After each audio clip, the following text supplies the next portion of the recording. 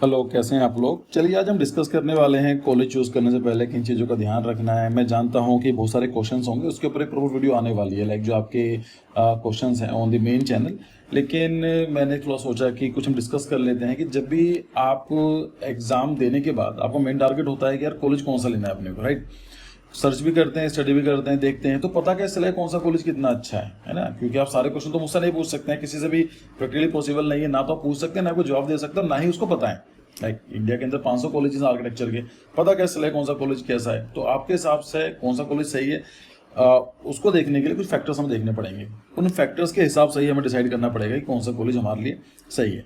तो देखिए, अगर हम बात करें कि कॉलेज एक अच्छा होना बहुत ज़रूरी है, क्योंकि एक अच्छा कॉलेज होगा तो आपको वहाँ कुछ इन्वायरमेंट मिलेगा, वो एक अच्छा मिलेगा, रोबोस्ट इन्वायरमेंट मिलेगा। एक अच्छे कॉलेज में आपको पढ़ने का मौका मिलेगा, फ्रेंड्स आपके अच्छे बनेंगे, और वहाँ की जो रेपुटेशन होती है वो भी काफ़ी काम आती है।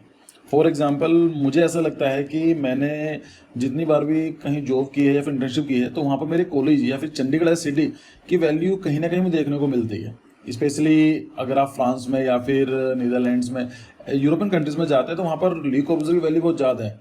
तो अगर वहाँ पर आप अप्लाई करते हो चंडीगढ़ से, तो वो लगता है कि चलो एक बहुत मतलब उनको पता है कि चंडीगढ़ कहाँ पर है, सो वो पढ़ाई करते हैं तो उसका बेनिफिट देखने को मिलता है। तो ऐसे ही अगर एसपी दिल्ली की बात करें, सेप्ट की बात करें, तो एक अच्छे आर्किटेक्ट जो फर्म होती है या फिर कहीं पर भी उनको पता होता है कि एक अच्छा कॉलेज है, वहाँ से अगर आप अप्लाई कर रहे हैं तो उसका कहीं ना कहीं एक पॉजिटिव इम्पैक्ट पड़ता है। देखते हैं कौन कौन से फैक्टर्स हैं। ठीक है, पहले तो ये आता है कि एक्रेडिटेशन क्या है इस चीज़ की, मतलब क्या है, और ये एफिलिएशन क्या है, काउंसिल ऑफ आर्किटेक्चर से अप्रूवल मिला हुआ है नहीं मिला हुआ है। कभी कभी मैंने देखा है कुछ कॉलेज क्या करते हैं कि अभी वो प्रोसेस में है बट उनको मिला नहीं है लाइसेंस, या फिर उनको एक्रेडिटेशन मिली नहीं है, तो जरूर चेक कर लीजिए कि क्या वो COX के थ्रू रजिस्टर्ड हैं। क्योंकि आप रिस्क ले नहीं सकते हैं, नॉर्मली ऐसा होता नहीं है, लेकिन थोड़ा सरदर्दी देते हैं आप 5 साल के बाद क्या होगा क्या नहीं है। ऐसे बहुत सारे एग्जांपल्स मुझे देखने को मिलते हैं। लाइक मुझे याद है कि 2 साल पहले एक बच्चे का फ़ोन आया एंड उसने बताया कि सर अपने कॉलेज में हम लोग 3 ही बच्चे हैं आर्किटेक्चर के, और नए बैच में कोई आया नहीं है, और स्टार्टिंग 5 बच्चे थे, 2 बच्चे छोड़ कर जा चुके हैं, और अब उसको लग रहा था कि मुझे छोड़ना है। अब मुझे पता नहीं इस बच्चे ने क्या क्या होगा, लेकिन हाँ, ये सब चीज़ें देखने को मिलती हैं कि कॉलेज अगर एफिलिएशन अच्छी ना हो तो ये चीज़ प्रॉब्लम देखने को मिलेंगी। तो एक बार जब कॉलेज आप देख रहे हैं तो वहाँ जरूर चेक कर लीजिए कि काउंसिल ऑफ आर्किटेक्चर के थोड़ा रजिस्टर है या नहीं है। अगर हम बाकी बात करते हैं, देखिए कुछ एक तरीका तो हो सकता है कि नेशनल रैंकिंग और रेपुटेशन क्या है। रैंकिंग के कुछ तरीके होते हैं, NIRF को बोलते हैं, नेशनल इंस्टीट्यूट रैंकिंग फ्रेमवर्क, ऐसा कुछ है। मैं इसको इतना अच्छा नहीं मानता हूँ। देखिए रैंकिंग के हिसाब से मैं अच्छा क्यों नहीं मानता हूँ, क्योंकि रैंकिंग जो सिस्टम है ना, वो थोड़ा सा बायस्ड है। आर्किटेक्चर को भी बाकी फील्ड की तरह से ही इन्होंने कंपेयर किया गया है, जो मुझे लगता है कि एक सही पैरामीटर नहीं है। और भी क्या प्रॉब्लम होती है कि ऐसे बहुत सारे कॉलेजेस हैं जो अपनी एंट्री भेजते ही नहीं है। अब सोच कर देखो, एक अच्छे कॉलेज ने भेजी नहीं एंट्री, तो वो क्या जज करेंगे। तो वैसा तो नहीं है, लेकिन अगर आप ऑनलाइन देखते हैं तो कहीं ना कहीं हाँ, जो थोड़ा बहुत भी उनको इन्फॉर्मेशन मिलती है तो ठीक ठाक, उसको इग्नोर भी नहीं करना चाहिए। अगर कॉलेज दिखाई दे रहा है तो क्या प्रॉब्लम है उसकी भी। तो NIRF होता है, इंडिया टुडे भी रिलीज करता है कभी कभी, आउटलुक की भी देखना होता है।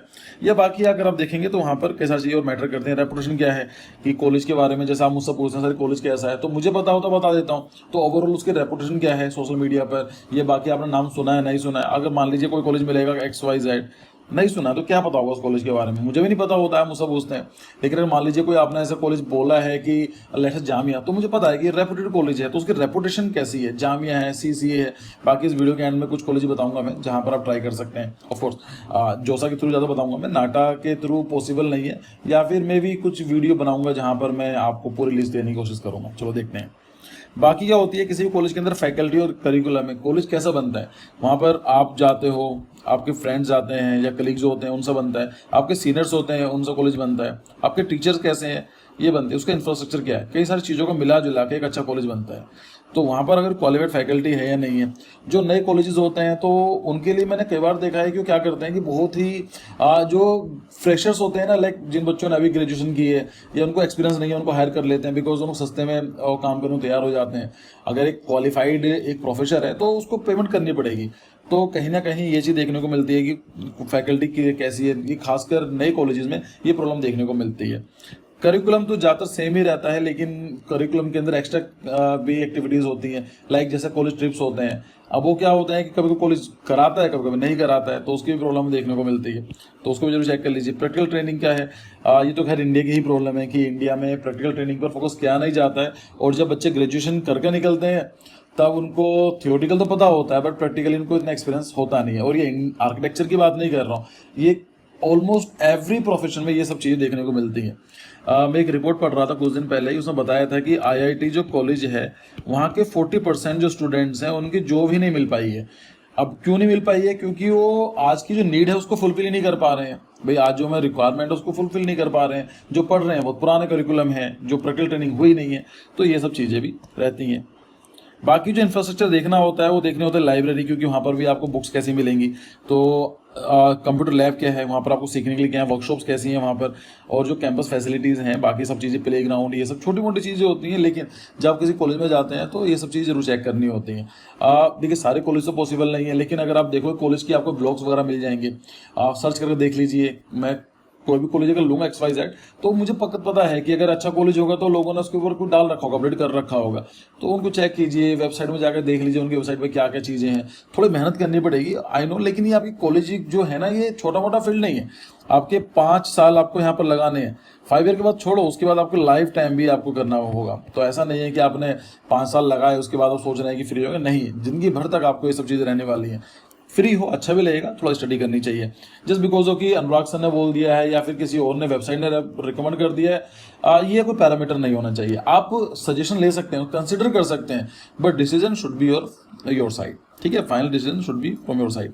इंटर्नशिप प्लेसमेंट होती है। देखिए इंटर्नशिप का क्या होता है कि नॉर्मली क्या होता है, ज़्यादातर कॉलेजेस में आपका 4th ईयर में, मतलब 7th सेमेस्टर में इंटर्नशिप होती है। जिस कॉलेज में ज़्यादा बच्चे होते हैं तो क्या करते हैं, बच्चों को डिवाइड कर देते हैं। लेट से किसी कॉलेज में 100 स्टूडेंट्स हैं तो बोलेंगे 50 बच्चों को कि भाई आप 7 सेमेस्टर में करेंगे और बाकी 50 बच्चे जो होंगे वो 8 सेमेस्टर में करेंगे, ऐसा कर देते हैं। कुछ कॉलेज में क्या करते हैं कि इंटर्नशिप बिल्कुल ही 10th सेमेस्टर में कर दी गई है। लाइक मेरे कॉलेज में जो CCA कॉलेज है वहाँ पर अभी सुनने में आया है कि उन्होंने इंटर्नशिप अब 10th सेमेस्टर में कर दी है। तो पहले क्या था कि बच्चे इंटर्नशिप के लिए बाहर जाते थे, उनकी वहाँ पर अच्छा लगा उस फॉर्म के अंदर, लेकिन वो ग्रेजुएशन करने के लिए वापस आना पड़ता था इंडिया में, या फिर मान लीजिए किसी सिटी से। अब क्या कर दिया गया, आप थियोरेटिकल नॉलेज गेन करो, थीसिस वगैरह दो, डिसर्टेशन सब कुछ दो, फाइनल सेमेस्टर के अंदर इंटर्नशिप करो, उसके बाद अगर आपको ऑफिस अपना पसंद आता है तो वहाँ पर ही आप कंटिन्यू कर सकते हैं। तो ये भी चीज़ है, वो देख लीजिए इंटर्नशिप क्या है। कॉलेज की तरफ से फैसिलिटी वगैरह मिलती नहीं है, लेकिन रेपुटेशन बहुत काम आती है। तो कई बार चीज़ ऐसी होती है कि जब मैं ऑफिस में काम करता था, अभी तो मेरा खुद का ऑफिस है, तो मैंने एक बार नोटिस किया था कि जो मेरा पोर्टफोलियो था इन 3rd ईयर 4th ईयर, वो उस जैसा पोर्टफोलियो बच्चे फाइनल ईयर के बाद भी नहीं बना पा रहे हैं। तो बहुत चीज़ें मैटर करती हैं कि बच्चे ने काम कैसा किया है, पोर्टफोलियो बहुत काम होता है। यहाँ पर कैंपस प्लेसमेंट मैंने जानबूझकर लिखा हुआ है, मैं काट सकता था पर नहीं काटा है, मुझे बताने के लिए कि कैंपस प्लेसमेंट आर्किटेक्चर में बच्चों नहीं होती हैं। कैंपस प्लेसमेंट का मतलब क्या है कि कोई कंपनी या फर्म आएगी, आपको हायर करेगी कैंपस से, उसको बोलते हैं कैंपस प्लेसमेंट। ये सब इंजीनियरिंग में होती है, ये मेडिकल में या फिर आर्किटेक्चर के अंदर होती है, तो नाम मात्र की हैं। इवन मुझे नहीं लगता वहाँ पर आपको सोचना भी चाहिए, वहाँ जाना भी चाहिए इन चीज़ों के लिए, क्योंकि आर्किटेक्चर जो है वो थोड़ा सा डिफरेंट फील्ड है। इट इज़ नॉट लाइक कि इंजीनियरिंग, वहाँ पर एक कंपनी चलाने के लिए 100 आर्किटेक्ट चाहिए, 100 इंजीनियर चाहिए। आर्किटेक्चर में क्या होता है कि छोटी फर्म्स होती हैं, 7, 10, 15, 20, 50 लोग मैक्सिमम होते हैं, 50 ही बहुत ज़्यादा बोल रहा हूँ। नॉर्मली आमतौर पर एक जो ऑफिस की स्ट्रेंथ होती है 10 से लेकर 15 के बीच में होती है, 10 से लेकर 20 मान लीजिए। तो वहाँ पर आपको कैंपस प्लेसमेंट की जरूरत ही नहीं होती है। कितने लोग उतना सोच कर देखो, कोई फर्म जाएगी किस काम के लिए कि आज हम हायर करने वाले हैं एक आर्किटेक्ट को, इतनी मेहनत को करता नहीं है। तो कैंपस प्लेसमेंट नहीं होती है, प्लीज़ ये सब चीज़ें आपको पता होनी चाहिए। एलुमनाई नेटवर्क बहुत काम करता है। मुझे आज भी कोई चीज़ हेल्प चाहिए होती है, कुछ काम करना होता है, तो मुझे पता है कि मेरे सीनियर्स हैं जो मेरी हेल्प कर देंगे। तो आपके सीनियर कैसे हैं, अगर मान लीजिए कॉलेज नया बना हुआ है, पिछले 1-2 साल में ही है, तो ऑफकोर्स सीनियर का एलुमनाई इतना जो एलुमनाइज नेटवर्क है या फिर सीनियर का जो नेटवर्क है इतना अच्छा नहीं होगा। तो मेरे हिसाब से ऐसे कॉलेज आपको अवॉइड ही करने चाहिए। तो ये चीज़ें आती हैं, वो सब चीज़ें आपको देखने को मिल जाएंगी। अच्छा, पता कैसे चलेगा एलुमनाई नेटवर्क अच्छा है नहीं है? सर्च करो ऑनलाइन।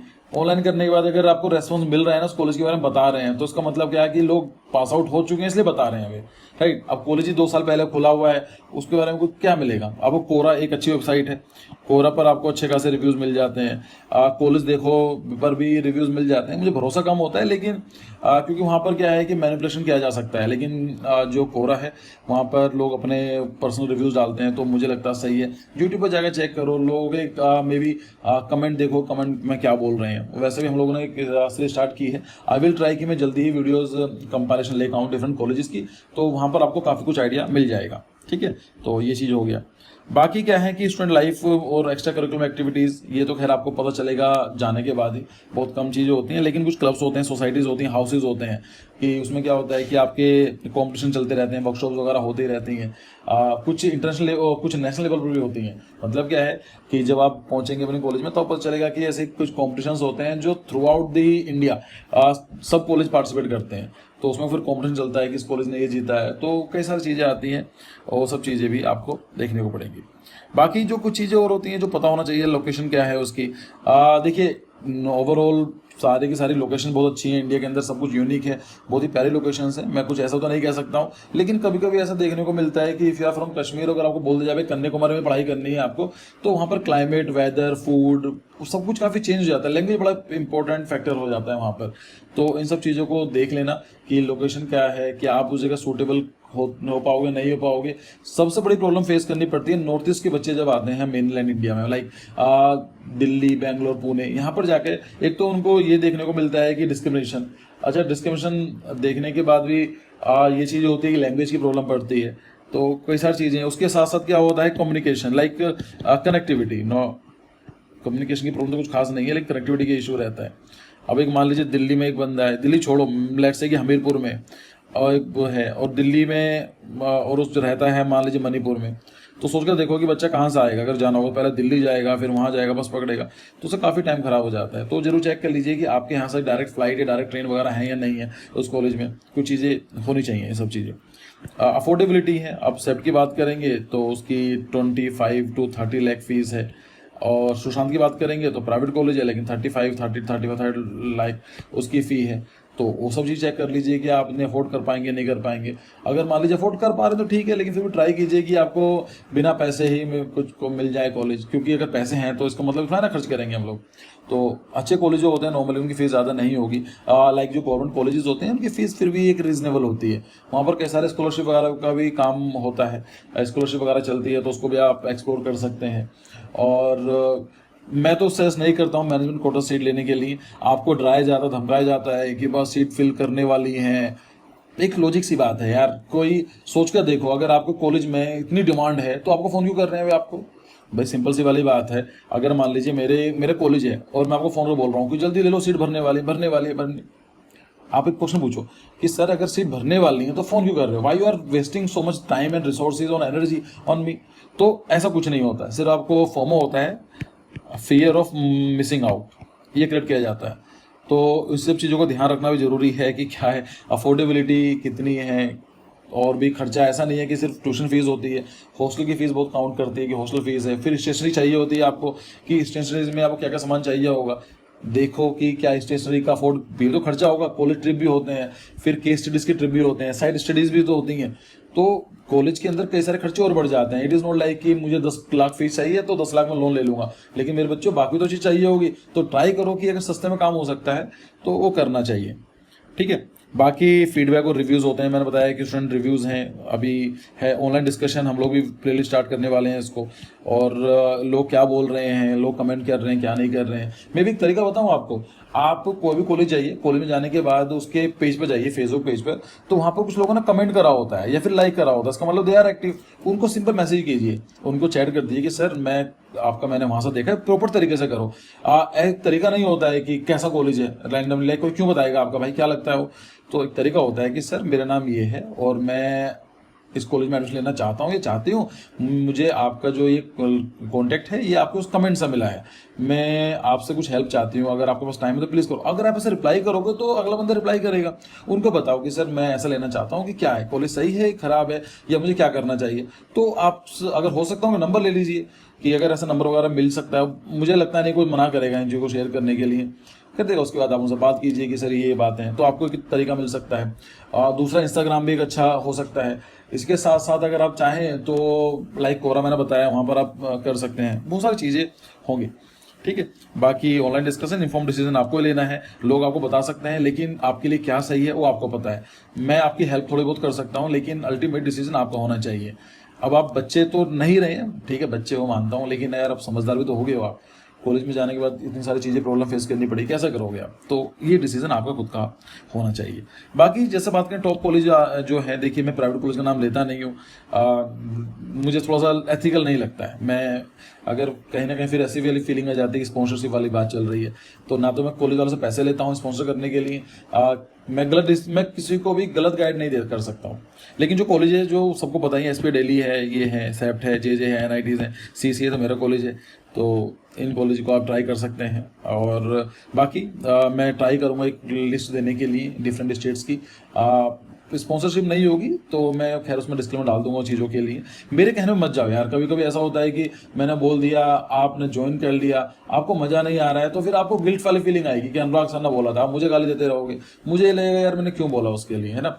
तो मैं कभी ऐसा कोई डिसीजन लेता नहीं हूँ आपके लिए। मैं आपको बता सकता हूँ कि ये कॉलेज कैसा है, ये सब चीज़ें, बाकी डिसीजन आपका होना चाहिए। ये जो प्ले लिस्ट है, ये लिस्ट प्ले लिस्ट बोल रहा हूँ, लिस्ट है, ये जोसा की है। तो वैसे तो आपकी स्टार्ट हो गई है काउंसलिंग, लेकिन आपको फर्स्ट सेकंड थर्ड राउंड की बात है, तो इनको को फिर से कंसिडर कर सकते हैं। मैंने क्या तरीका है, क्या अपनाया है, ये मेरे जो मेन चैनल आर्क जेनेसिस, वहाँ मैंने समझाया हुआ है, तो देख लीजिएगा। तो आई गेस ठीक है। So thank you for your time. और बाकी फिर से नई स्टार्ट करते हैं। कुछ क्वेश्चन मुझे पता है कि आपका सेकंड थर्ड अटेम्प्ट रहता है, तो फिर से स्टार्ट करेंगे, डोंट वरी, जल्दी से ही काम स्टार्ट करने वाले हैं। बीच में थोड़ा सा रिदम खराब हो गया हमारा, लेकिन ठीक है, we will come back on the track और जल्दी मिलते हैं। Thank you for your time, bye bye.